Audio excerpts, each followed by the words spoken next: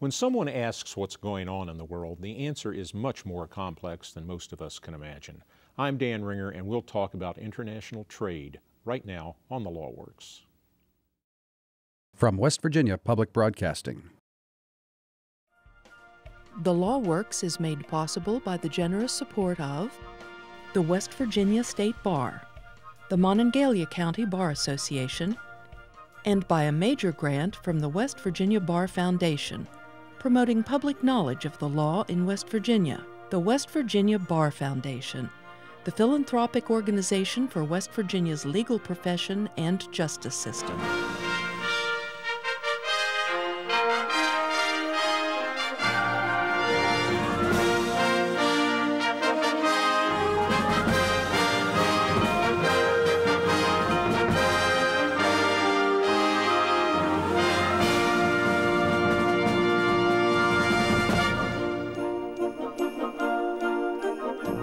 Virtually everything we touch is connected in a very real way with other people, in other nations, on other continents. My guest is West Virginia University College of Law Professor Gregory Bowman. Greg, thank you for joining us. Thank you for having me. I was brought up to believe that the United States was just essentially had unlimited resources. We could do anything. We sold everything to other people, but we were self-sufficient and we liked it that way. What happened? Well, it's interesting. Historically, the United States actually was not an isolationist nation. We were very pro-trade. That was one of the key issues in the Civil War. It was one of the key issues that led to the Revolutionary War. So we were very much a trading nation. The past 60, 70 years since World War II has been a very different period, somewhat actually before World War II. But the isolationism has set in terms of trade in ways that previously did not exist. But when we talk about isolationism, what are we talking about? Talking about let's go it alone, let's do it our own way. And I guess the question to ask is not why couldn't we do it. I think the United States is large enough and rich enough and diverse enough to go it alone, right? To have cars made in the United States and computers made in the United States and to do all that, although there'd be less fuel, fewer cars, everything would be more expensive. But the question is, if you're a business, would you rather have 300 million customers or 6.5 billion customers? And if you want 300 million, fine. But if you want a larger opportunity to sell and engage in the marketplace, to make more money, to make more of an impact, you want international trade. Well, we have, or perhaps had, by this point, a steel industry in the United States. And it did really well. It built the United States, and after World War II, it rebuilt large parts of the world. Now, we don't have a steel industry anymore. Not much. Can't we have it back? We could, but there's this thing called, there are two concepts of absolute advantage and comparative advantage. And the question is, what do you do better? And what do you do better than others? And aren't those the things you should be doing?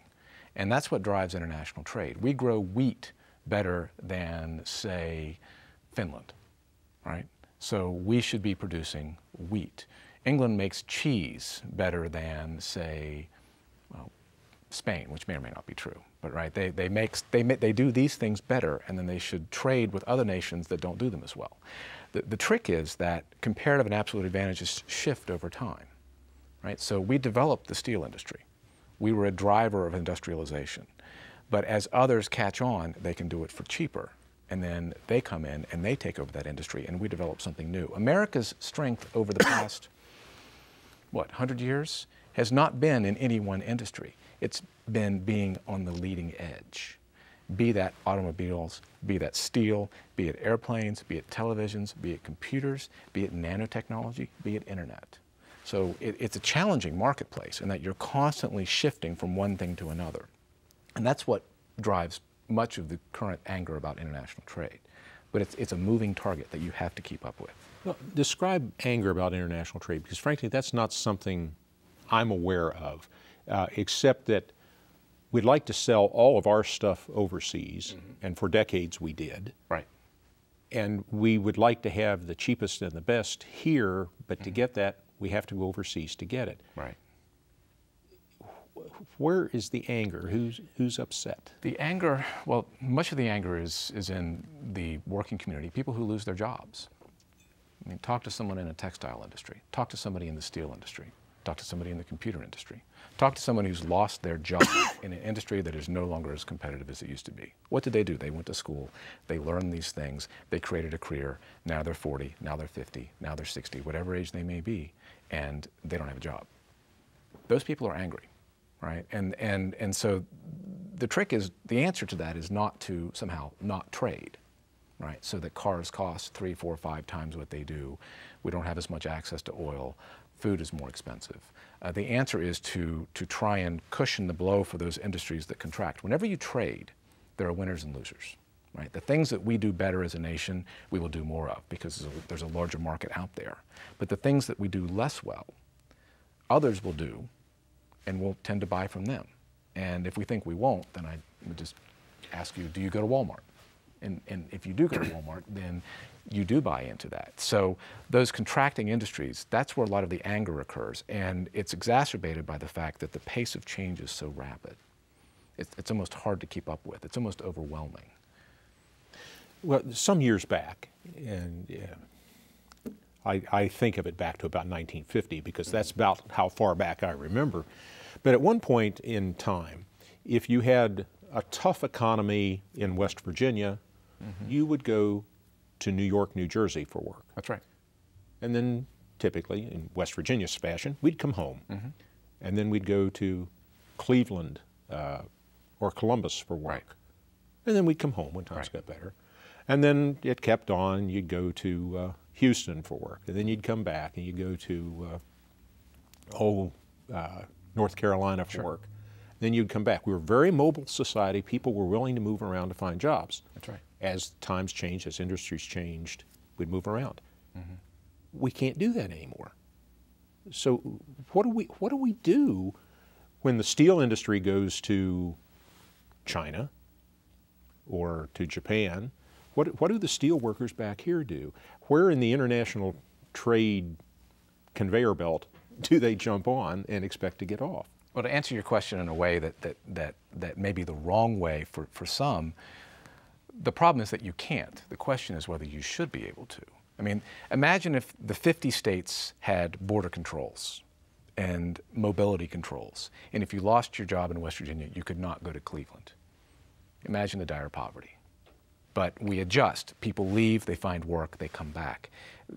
The same holds true on the international level. And in fact, the European Union has eliminated internal borders so that people who are Spanish can go and work without a work visa in Germany or Greece or Britain or Ireland. And so that same thing can happen on a transnational level. But when you do that, and I have heard repeated complaints about it, all of a sudden the French aren't French anymore.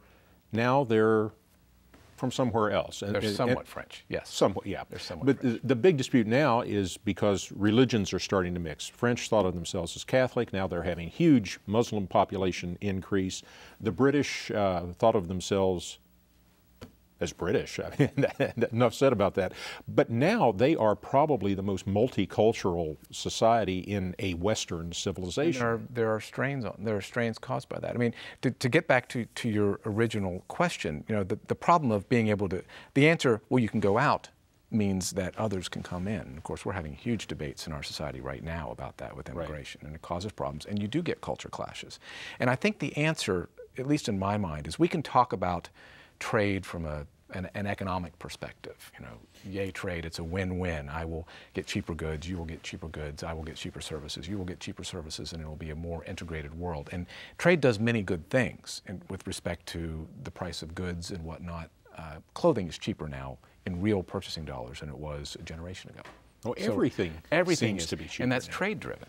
But if you only look at the money side of it, that's only part of the equation. I think that if we're going to think about what kind of world we want and what kind of nation we want, we need to ask non-economic questions too, which is, who are we? And what do we want and what do we not want? And those questions go to culture, they go to religious tolerance or intolerance, as the case may be in certain societies, and they also go to questions of, you know, environmental protection, lifestyle, and different cultures answer those questions in different ways. And the more diverse you are, the more challenging it is. And I think that that's one of the challenges that the United States faces, is we are so diverse. It's also a wonderful opportunity because we actually, in many ways, grapple with those difficulties as poorly as we do, better than other societies. But on the trade front, we would control things like that by saying, well, if you want to bring your objects in here, we're going to put tariffs on them. You're going to have to pay more to bring them in. But that's not working so well. Well, part of it is because, and there's a great irony in international trade law and international trade regulation. The United States was the biggest champion of free trade post-World War II. The General Agreement on Tariffs and Trade, GATT, which was a stand-in for the belatedly created World Trade Organization, which came into being in 1995. The whole idea is that if we reduce tariffs and other barriers to trade, then the more efficient, better producers win. And that is better for the economies of all nations. It's better for consumers. It will require some adjustments as inefficient industries contract or go away. But it is better for basically everyone. That's the basic premise of the World Trade Organization and of free trade. We're talking about international trade. My guest is West Virginia University College of Law Professor Gregory Bowman.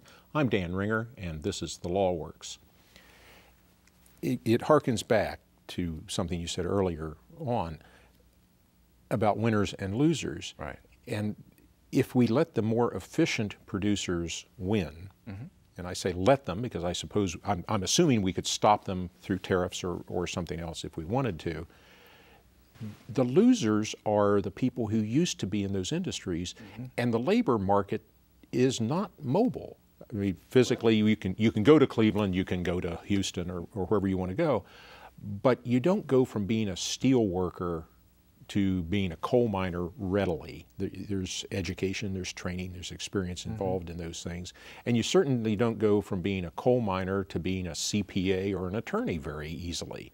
And we sell a lot of brain work in the United States. We educate people from all over the world because we do that well. That's one of our areas of comparative advantage. But if somebody's willing to work for 1/10 of what our workers are going to work for, they are more efficient in large part simply because they work on the cheap. Oh yeah. How do we compete with that? In some respects we don't, we adjust. I mean, think of it this way. If the law school shut down tomorrow, I like teaching. I've trained for years to be a teacher. I like to think that I'm good at what I do. If the law school shuts down tomorrow, do I have a right somehow, morally or legally, to teach somewhere else? The answer is yes, you do. And I think the answer is no, I don't. I can try and find a job in teaching. But if I am no longer employed by the West Virginia University College of Law, it is incumbent upon me in our free market society to find another job in consulting, in practice, in government, as a carpenter, whatever the case may be. And it requires me to retool. Now, some people can do that better than others just by their very nature. Some people can do that because of the level of their education.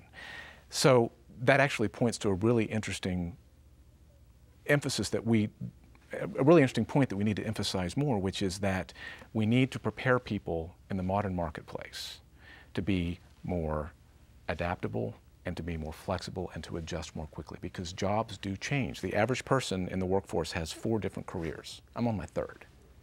And so if they have that level of education and that ability and those high-level thinking abilities, they can do it. So we need to focus on education. We need to train our children. We need to train our college students. We need to train our graduate students. The trick is, for those people out there that don't have that, I mean, if somebody's 50 and they didn't get that, that's not their fault, right? So as a society, we have a judgment call to make. Do we let them founder free market, too bad, nice knowing you, or do we help them?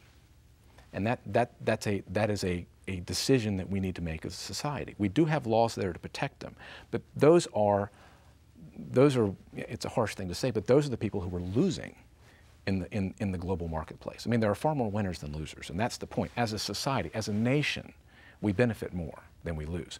But for those people, what do? Do we say free market, yay capitalism, or do we say free market, yay capitalism, but let's help you some?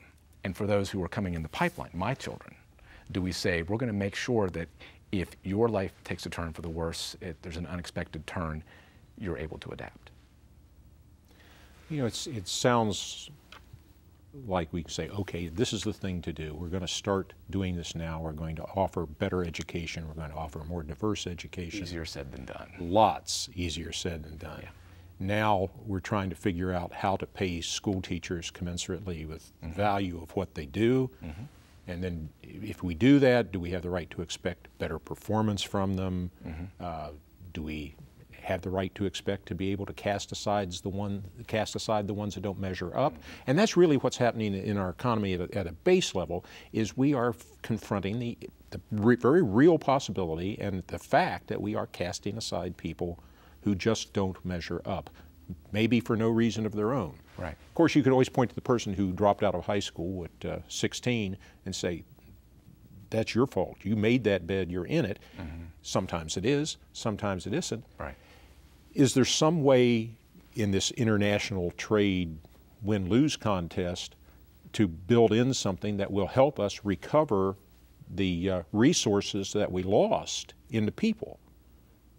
We have trade adjustment systems, trade adjustment programs built into U.S. law. I just finished a book on trade remedies being anti-dumping, countervailing duties, safeguards, so that when goods are sold, say, from China at below cost in the U.S., there's a way to provide for temporary protection to prevent that from happening, and also to provide workers in the industries that are affected with assistance in job retraining and benefits and the like. We do that. I'm not sure how effective it is.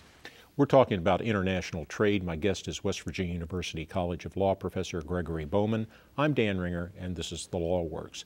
Where does the money come from to do that? Do we do it with tariffs, make the other people pay for it? Or we don't make very much money off of tariffs. We've done away with tariffs. Tariffs are still the #2 revenue stream for the U.S. government, but the average tariff is now less than 2%.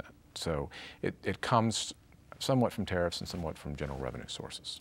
2% is not very much. Not very That's much. the kind of money you recover when you change from incandescent lights to fluorescent lights. It's minimal. For major businesses. It's minimal. That's right. Well, there are two, as I see it, on the international trade scene, there are two major forces at work. One is the totally free market between France and England and Germany and Belgium and wherever, as in the European Union, or in the United States, completely free markets between California and Washington and West Virginia and New York and wherever else. And then there are the insular nations, as we find in Asia, where Japan and Korea compete fist to fist, face to face.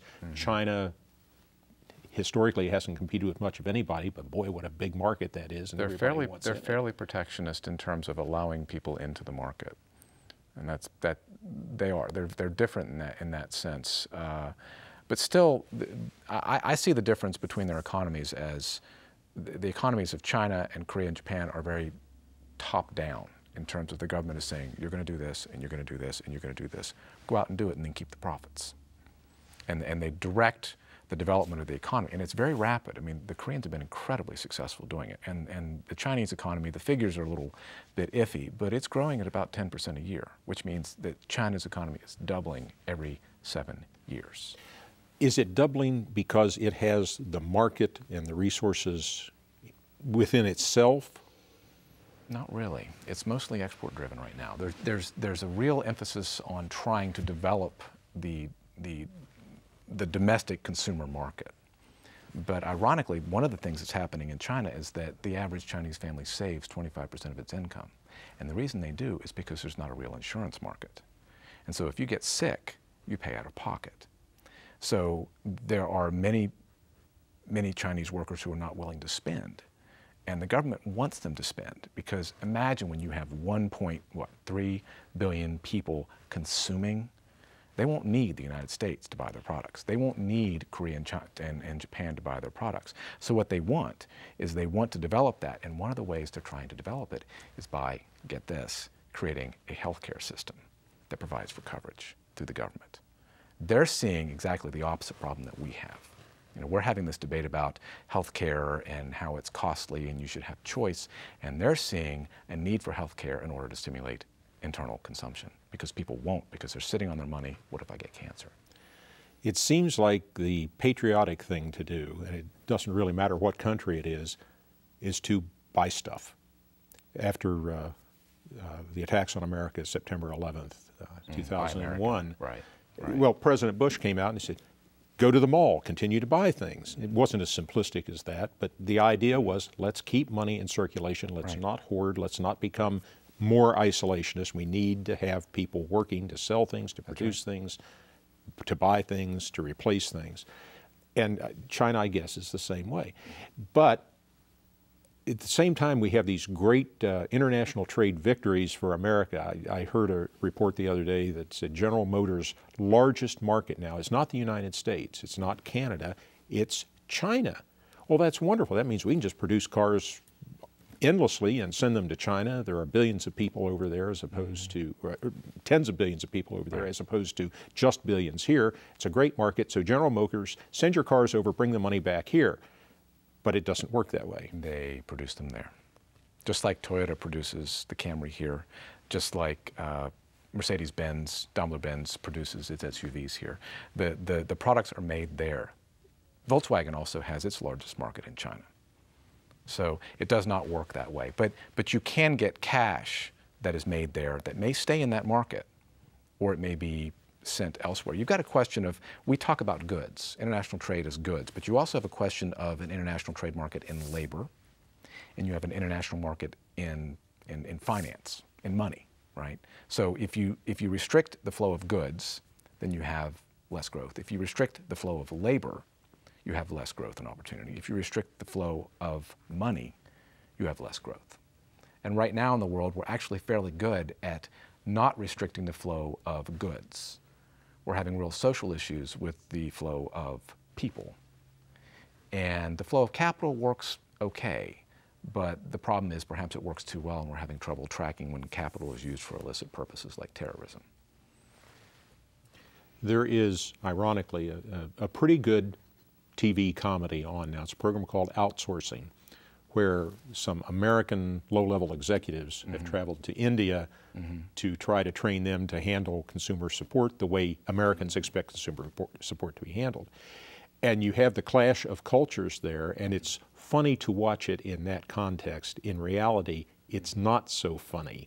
Things don't work out humorously. Sometimes they even get violent. You have tensions, sure, you have tensions. But we're a nation of immigrants ourselves. So I guess the question is, what would be, if we're concerned about those sort of clashes, what is our starting point? Is our starting point 1600? Is our starting point 1650, 1776? I mean, there were enormous clashes between different cultures in the late 19th, early 20th century. It just happened to be different Caucasian cultures. And we look back and we say, well, they all look the same. Well, back then it was very real. It was very much the same thing that we see now, only that now it's a matter of skin color. It's color. Or religion. It was religion then too. Well, yes. It's just a religion, it's a religious difference that's not as important to us now. The fact that you're Presbyterian or Methodist or Catholic doesn't have the same import now than it did then. International trade is not a simple subject. It's very complex. It's fascinating. And it seems to be getting more complex every day, and if you don't think so, wait till you buy foreign oil in the form of gasoline to put in your car. Greg Bowman, thank you for being with us. Thank you very much. Thank you also for being with us. On behalf of the Law Works, I'm Dan Ringer. Good evening. If you have a legal problem and want to know if you need a lawyer, you can discuss your problem with a lawyer by calling 1-800-642-3617 Tuesday evenings from 6 to 8 p.m. That's 1-800-642-3617. On the LawWorks webpage at thelawworks.org, you'll find a listing of recent The LawWorks program topics and additional information about this show's topic. If you would like to recommend this program to a friend, you'll find a video of the program at the LawWorks website. You'll also find free video and podcasts of previous programs on YouTube and iTunes. If you would like to suggest a topic for a future program, or if you're a school teacher and would like to receive a free copy of this show for classroom use, send us an email to thelawworks@comcast.net.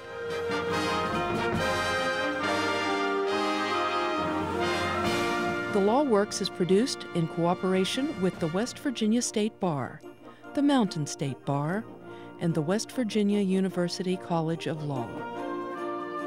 The Law Works is made possible by the generous support of the West Virginia State Bar, the Monongalia County Bar Association, and by a major grant from the West Virginia Bar Foundation, promoting public knowledge of the law in West Virginia. The West Virginia Bar Foundation, the philanthropic organization for West Virginia's legal profession and justice system. From West Virginia Public Broadcasting.